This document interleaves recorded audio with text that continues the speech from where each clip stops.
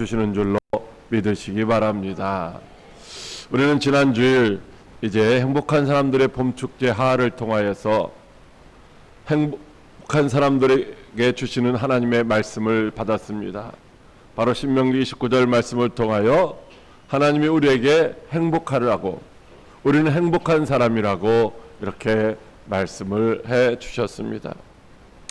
우리가 행복하려면 죄에서 구원을 받아야 하고, 죄에서 구원을 받으려면 예수님을 믿어야 하고, 예수님을 믿으면 다 행복해진다라고 말씀을 하셨습니다.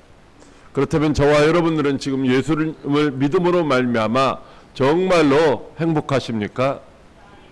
네.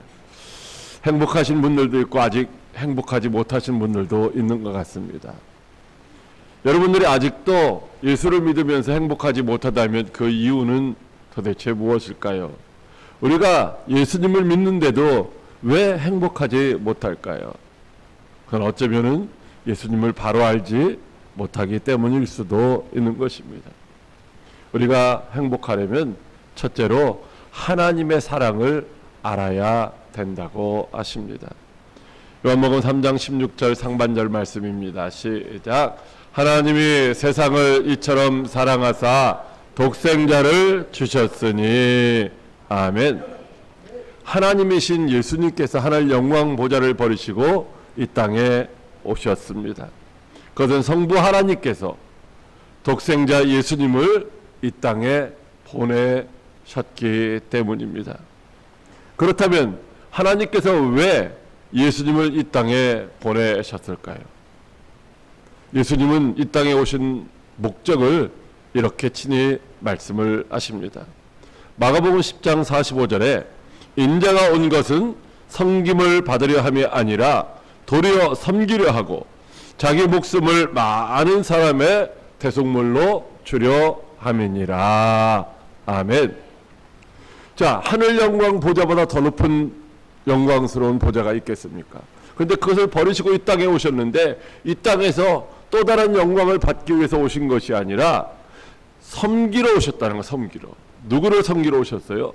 저와 여러분을 포함한 이 세상에 살아가는 모든 사람들, 의인이라고 칭함받는 사람들 뿐만 아니라 죄인이라고, 그래서 영원한 지옥형벌 받을 수밖에 없는 그들도 섬기러 이 땅에 오셨다라고 말씀을 하시고 있는 것입니다. 예수님이 어떤 분이십니까? 예수님은 창세기 1장 1절로 2절에 있는 것처럼 말씀으로 천지 만물을 창조하신 창조주 하나님이십니다. 그분이 하늘 영광 보좌를 버리시고 이 땅에 오신 목적이 섬김을 받는 것이 아니라 섬기러 오셨다고 말씀하시고 있는데, 여러분, 저와 여러분들도 보면 때로는 잘 섬기잖아요. 근데 주님이 섬기는 섬김과 우리의 섬김은 차원이 다르다는 것입니다. 그건 어떤 섬김이냐? 바로 자기의 목숨을 많은 사람의 대속물로 주시는 그런 섬김이다라고 하는 것입니다. 가끔 이런 아름다운 이야기들을 듣습니다. 어떤 사람들이 뇌사 상태에 빠져 있는데, 다시 말하면 살 가망이 없다라는 거죠. 그래서 자기의 장기를 이제 필요한 사람들에게 나눠주고 여러 사람들의 생명을 살리고 이제 하늘나라로 갔다고 하는 그런 이제 미담이 들려오기도 합니다. 참으로 훌륭하고 아름다운 이야기지만 한편으로는 가슴 아픈, 가슴 시린 이야기일 수밖에 없는 것입니다. 왜냐하면 그가 이 땅에서 살 소망이 있다라면 과연 자기의 장기를 다른 사람들을 위하여 나눠주고 떠났겠습니까? 이 땅에서 살 소망이 없기 때문에 이제 떠나가면서 그래도 선한 마음으로 자기의 장기를 나눠주고 가는 것이죠. 그러나 예수님은 하늘 영광 보좌에 앉으셔서 천하 만국을 다스리시는 만왕의 왕이십니다. 그런데 그분이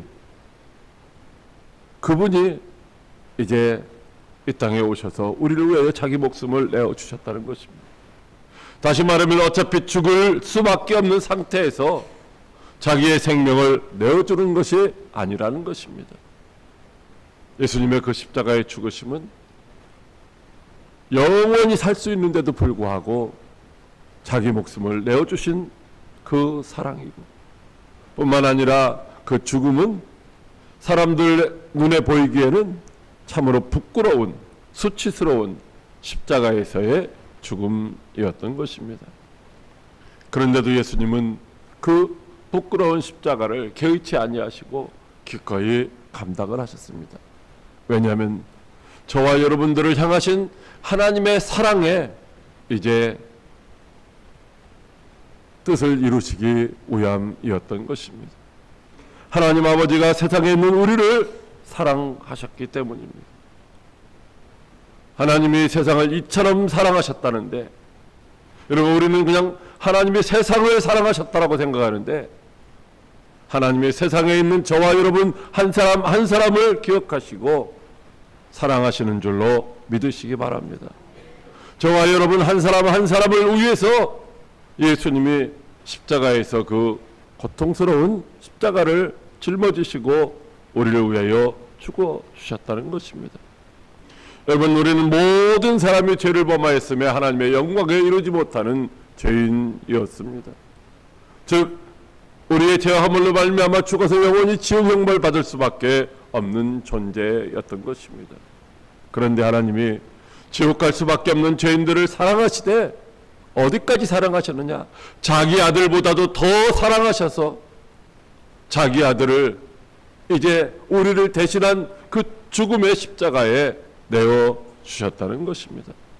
여러분, 이 세상에 어떤 사랑이 아들의 생명을 내어줄 만큼 더 값진 그런 사랑할 것이 있겠습니까? 우리들도 때로는 누군가를 위해서 내 생명을 내어줄 수 있다라고 하는 그런 생각을 할 때도 있습니다. 그러나 내 생명은 내어줄 수 있을지 모르지만 내 자녀의 생명은 절대로 내어줄 수 있는 사람이 아무도 없다라는 것이죠. 그런데 하나님은 이제 외아들을 저와 여러분을 위해서 십자가에 내어주셨다는 것입니다. 그것도 오직 죄와 허물로 죽을 수밖에 없는 인간을 끝까지 사랑하심으로 이제 우리를 위해서 하나밖에 없는 유일한 생명이신 예수님을 십자가에 내어주신 것입니다. 로마서 5장 8절 말씀에 우리가 아직 죄인 되었을 때에 그리스도께서 우리를 위하여 죽으심으로 하나님께서 우리에 대한 자기의 사랑을 확증하셨느니라고 말씀하시고 있습니다. 여러분, 우리가 죄인 되었을 뿐만 아니라 하나님께 대해서 원수 되었을 그때에 하나님이 우리를 사랑하셨다는 것입니다. 원수인 우리를 사랑하셨기 때문에 하나님은 우리에게 말씀하실 때에 원수까지라도 사랑하라고 말씀하시고 있는 것이죠. 여러분, 우리가 어디 쓸모가 있어서 하나님이 우리를 사랑하시는 게 아니에요. 쓸모 없는데도 불구하고 조건 없이 우리를 사랑해 주신 줄로 믿으시기 바랍니다. 여러분, 우리는 하나님의 그 사랑을 알아야 됩니다. 우리가 이성 간에나 아니면 부모 자식 간에도 그 사랑을 알면 어때요? 부모님의 그 사랑, 그걸 알면은 부모님에 늘 감사하며 이제 어떻게 더든지 효도하고 공격하려고 하는 마음이 생기겠죠. 연인 간에도 이제 서로 사랑하는 것을 확인하게 되면 어떻게 돼요? 자기의 전부를 다 주고 싶은 생각이 있는 것이죠. 하나님이 우리를 사랑하시는 것이 얼마나 큰 사랑인지 우리가 깨닫게 되면은 우리는 그 앞에서 원망도 불평도 낙심도 할 수가 없는 것입니다. 항상 그 사랑 가운데서 감동과 감격을 하면서 기뻐하고 즐거워하고 행복해 할 수밖에 없다는 것입니다.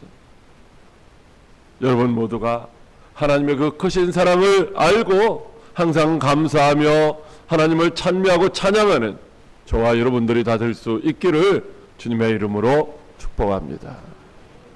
둘째로 예수님을 주인으로 모시라고 하십니다. 요한복음 3장 16절 하반절입니다. 이는 그를 믿는 자마다 멸망하지 않고 영생을 얻게 하려 하심이라. 아멘. 자, 예수님을 믿어야 구원받는다고 하십니다. 예수님을 믿으면 멸망하지 않고 영생을 얻는다고 말씀하십니다. 다시 말하면 지옥 갈 수밖에 없는 인생들이 다 천국에 갈 수 있다는 말씀이죠. 자, 그렇다면 예수를 믿는다는 말이 도대체 무엇일까? 내가 예수 믿습니다 라고 하면 예수 믿는 것일까요? 물론 로마서 10장 10절에 마음으로 믿어 의에 이르고 입으로 시인하여 구원 받는다라고 말씀하시고 있습니다. 그러나 우리가 예수님을 믿는다는 것이 도대체 무엇인지를 조금 더 구체적으로 알아야 올바로 믿을 수가 있다는 것입니다. 자, 요한복음 1장 12절 말씀에 이렇게 말씀하고 있습니다. 영접하는 자, 곧 그 이름을 믿는 자들에게는 하나님의 자녀가 되는 권세를 주셨으니. 아멘. 자, 믿는다는 것은 무엇이냐? 다른 말로 하면 영접한다라는 거예요. 영접한다. 내가 예수님을 믿는다라는 것은 예수님을 내가 영접한다라는 거예요. 영접한다. 내 마음의 문을 열고 내 안에 모셔드린다라는 거예요. 모셔드리는데 하루 이틀 혹은 한두 시간 아니면 몇 달 동안 묵으시다가 이제 가실 그런 손님으로 내가 모셔드리는 것이 아니라 평생토록 영원히 내 삶의 주인으로 내가 모셔드리는 것이 바로 예수님을 영접하는 것인 줄로 믿으시기 바랍니다. 예수님을 우리가 주라고 하잖아요. 주 예수 그리스도라고 하는데 주라는 말은 무슨 말이냐? 주인이라는 말이에요. 주인. 내 인생의 주인, 내 삶의 주인이라는 거죠. 그래서 우리가 예수님을 믿는 그 순간 예수님이 내 인생의 주인이 되시는 거죠. 그때부터는 내가 주인이 아니라 예수님이 주인 되신다는 거죠. 여러분, 우리가 예수님 믿기 전에 내가 주인인 줄로 착각하며 살고 있잖아요. 사실은 내가 주인이 아니었었어요.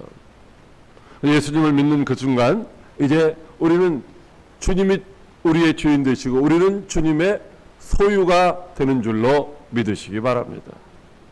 하나님은 이스라엘 백성들을 하나님의 백성, 하나님의 소유를 삼으시고 하나님은 그들의 하나님 되시기를 원하셨던 것처럼 오늘 우리가 예수님을 믿을 때에 예수님은 우리의 주인, 즉 머리가 되시고 우리는 그의 몸, 지체로서의 삶을 살아가게 되는 줄로 믿으시기 바랍니다.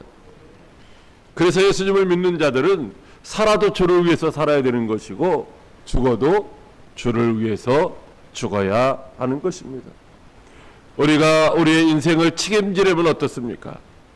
여러분들이 계획하는 대로, 여러분들이 목표한 대로, 여러분들이 뜻하는 대로 다 잘 되는 사람들은 별로 없습니다. 물론 잘 될 때도 있지만 대부분은 내 뜻대로 안 된다는 거예요.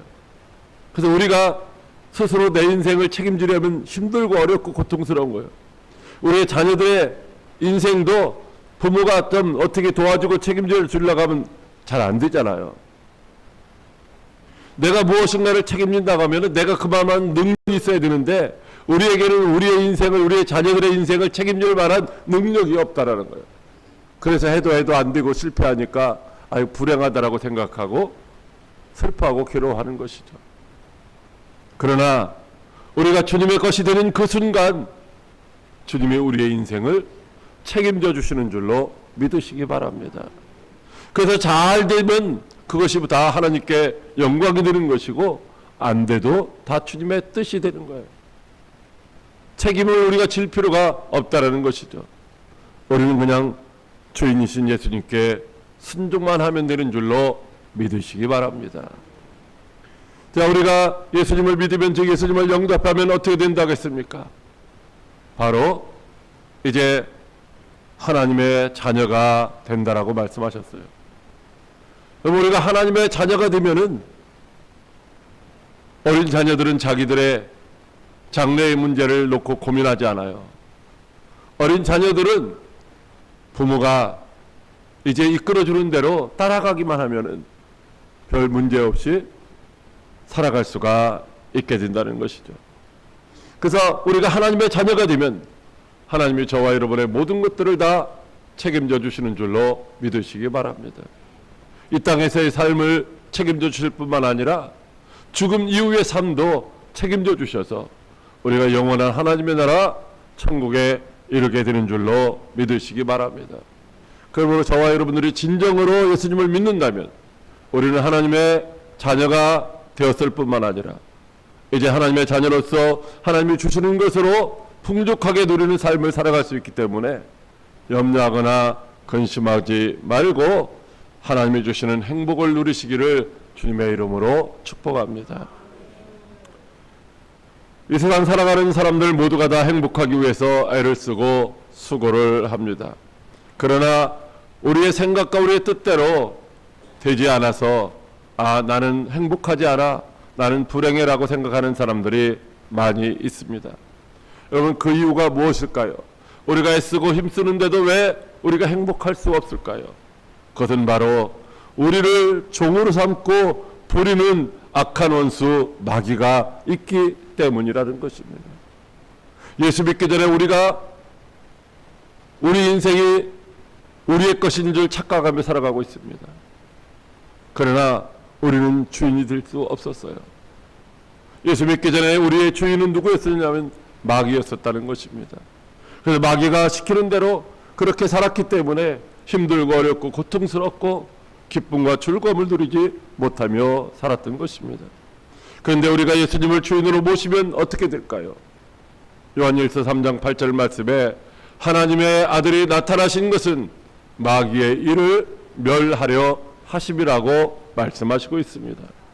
그래서 예수님을 우리의 주인으로 모시면 그 순간 마귀가 주는 온갖 저주와 고통에서 우리가 자유함을 누리게 되는 줄로 믿으시기 바랍니다. 예수님을 주인으로 모시는 것은 도대체 무엇일까요? 우리는 예수님을 주인으로 모신다고 생각을 하지만 실상은 예수님이 우리의 주인 되시지 아니하고 우리가 여전히 주인으로 살아갈 때가 많이 있습니다. 예수님을 주인으로 모신다는 것은 신명기 10장 13절 말씀에 내가 오늘 내 행복을 위하여 내게 명하는 여호와의 명령과 규례를 지킬 것이니라 아니냐고 말씀하시고 있습니다. 즉 예수님을 우리의 주인으로 모셨다면 하나님의 자녀된 우리가 행복하기를 원하시는 하나님의 말씀에 순종해야 하는 줄로 믿으시기 바랍니다. 예수님을 믿는 자는 당연히 예수님의 소유이기 때문에 이제 당연히 주님의 말씀에 순종해야 하는 것입니다. 아무것도 걱정하라 염려하지 말고 주님의 말씀대로 살기만 하면은 다 행복해질 수 있는 줄로 믿으시기 바랍니다. 종은 주인이 시키는 대로만 하면은 이제 걱정할 필요가 없습니다. 잘 못돼도 아무런 책임 추궁을 받지 않는다는 거예요. 모든 것은 주인이 다 알아서 하기 때문이죠. 여러분, 가나 혼인잔치에 예수님의 어머니와 예수님과 그의 제자들이 함께 초대를 받았습니다. 요즘도 이스라엘 사람들은 혼인잔치는 하루에 끝나지 않습니다. 그 당시에 혼인잔치는 보통 일주일을 했죠. 그래서 혼인잔치에 기쁨도 있었고 즐거움도 있었어요. 왜? 먹을 것이 풍족했기 때문에. 그런데 잔치하는 도중에 포도주가 떨어졌습니다. 기쁨을 주고 즐거움을 줄 수 있는 그 포도주가 떨어진 거예요. 잔치는 아직 해야 될 날이 많이 있는데 손님들은 계속 오고 있는데 포도주가 떨어졌으니 근심과 걱정과 슬픔이 밀려올 수밖에 없는 것입니다. 그러나 예수님의 어머니 마리아는 조금도 걱정하지 않았습니다. 왜냐하면 모든 만물의 주인 되시는 예수님이 거기 함께 계셨기 때문입니다. 그래서 하인들에게 말하기를 예수님이 즉 주님이 너희에게 무슨 말씀을 하시든지 너희는 그대로 하라고 그렇게 말하였던 것입니다. 하인들은 물을 떠다 항아리에 채우고 그 떠온 물을 연회장에게 갖다 주라고 하는 예수님의 말씀을 이해할 수는 없었습니다. 정말 순종하기 힘들었습니다. 포도주가 필요한 연회장에게 맹물을 떠다가 항아리에 붓다가 그 항아리에서 또 맹물을 떠다가 연회장에게 준다는 것이 이게 어쩌면 하인들이 당장 볼기를 맞을 수도 있는 일이었던 것입니다. 그럼에도 불구하고 주께서 말씀하시면, 주께서 명하시면 그대로 하라고 하시는 그 말씀을 듣고서 그들이 순종했습니다. 여러분, 그 결과 어떻게 됐습니까? 근심과 걱정은 다 사라지고 다시 기쁨과 즐거움으로 가득 찬 행복한 혼인잔치가 되어진 줄로 믿으시기 바랍니다. 사랑하는 광역교회 성도 여러분, 인간의 행복은 결코 세상이 줄 수 있는 것이 아니라는 것입니다. 행복은 이 세상에서 얻을 수 있는 것이 아닙니다. 물론 잠시 잠깐 세상의 것으로 행복하다고 느낄 수도 있지만 그건 참된 행복이 아니기 때문에 그 조건이 충족되지 못하면은 다시 또 불행하다고 느낄 수밖에 없는 것입니다. 프랑스의 유명한 수학자 파스칼은 우리의 마음에 빈 방이 하나 있다라고 말하였습니다. 여러분, 우리의 마음이 어디에 있습니까? 우리의 마음이 여기 있다라고 보통들 생각하고 표현하지만 우리의 마음은 머리에 있습니다. 뇌에 있는 것이죠. 우리의 뇌가 생각하고 이제 하는 그 마음인 것이죠. 여러분, 그래서 이 파스칼이 말한 이 우리의 마음에 빈 방이 하나 있다는 것은 우리의 머리에, 우리의 뇌 가운데에 빈 공간이 하나 있다라는 거예요. 채워지지 않는 그 공간이 하나 있다라는 거죠. 근데 모든 인생은 그 빈 방이 채워지지 아니하면 결코 만족함이나 행복을 누릴 수가 없다는 것입니다. 그 빈 방을 어떻게 채울 수 있을까? 지식으로도 채울 수 없습니다. 재물이나 명예나 권력이나 쾌락이나 그 세상의 어떤 것으로도 우리의 그 빈 방을 채울 수가 없다는 것입니다. 왜냐하면 우리의 그 마음의 빈 방의 주인은 바로 하나님이시기 때문입니다. 그래서 우리가 하나님을 믿을 때, 하나님을 모실 때에 우리가 행복해질 수 있다는 것이죠. 여러분, 파스칼이 과거에 마음의 빈방이라고 했었던 그곳이 뭐냐? 바로 오늘날 과학자들은 그것을 갓스팟 혹은 갓모듈이라고 그렇게 칭하고 있습니다. 하나님과 소통하는 그런 안테나와 같은 곳이라는 것입니다. 영이신 하나님을 우리가 세상적인 지식이나 이성적인 그런 지식으로는 알 수가 없습니다. 여러분, 우리가 핸드폰 기계가 아주 고가의 핸드폰이 있잖아요. 거기서 칩을 하나 딱 빼버리면 그 핸드폰은 쓸모가 없는 거예요. 아무런 쓸모가 없는 거죠. 칩을 빼버리면 소통이 안 되는 거예요. 여러분, 우리가 하나님과 소통하기 위해서는 하나님을 주인으로 모셔야 되는 거예요. 내 삶의 모습이 아닌, 내 소원이나 이루어주는 하인이 아닌 내 인생을 책임져 주실 주인으로 내가 모시고 하나님과 소통하는 삶을 살아갈 때에 이제 우리는 행복해질 수 있는 줄로 믿으시기 바랍니다. 이것은 과학자들이 하는 얘기예요.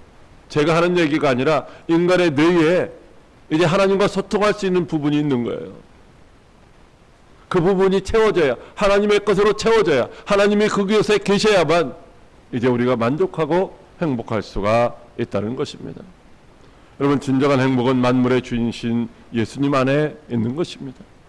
그러므로 예수님을 인생의 주인으로 모시고 사는 여러분들이 다 되시기를 주님의 이름으로 축복합니다. 예수님을 인생의 주인으로 모시고 살면 근심 걱정할 필요가 없습니다. 무엇을 먹을까, 무엇을 마실까, 무엇을 입을까 염려할 필요가 없다는 것이죠. 들의 풀들도 아름답게 입히시고 공중에 나는 새도 이제 풍족하게 먹이시는 하나님께서 저와 여러분들에게 날마다 좋은 것으로 주시겠다라고 약속을 하시고 있기 때문입니다. 왜냐하면 하늘과 땅과 그 외의 만물이 다 주님의 것이기 때문입니다. 사랑하는 광역교회 성도 여러분, 인생의 수고하고 무거운 짐 짊어지고 계시다면 이제 주님 앞에 내려놓으시기를 바랍니다. 그리고 예수님이 주시는 행복을 누리는 복된 성도 여러분들이 다 되시기를 주님의 이름으로 축복합니다.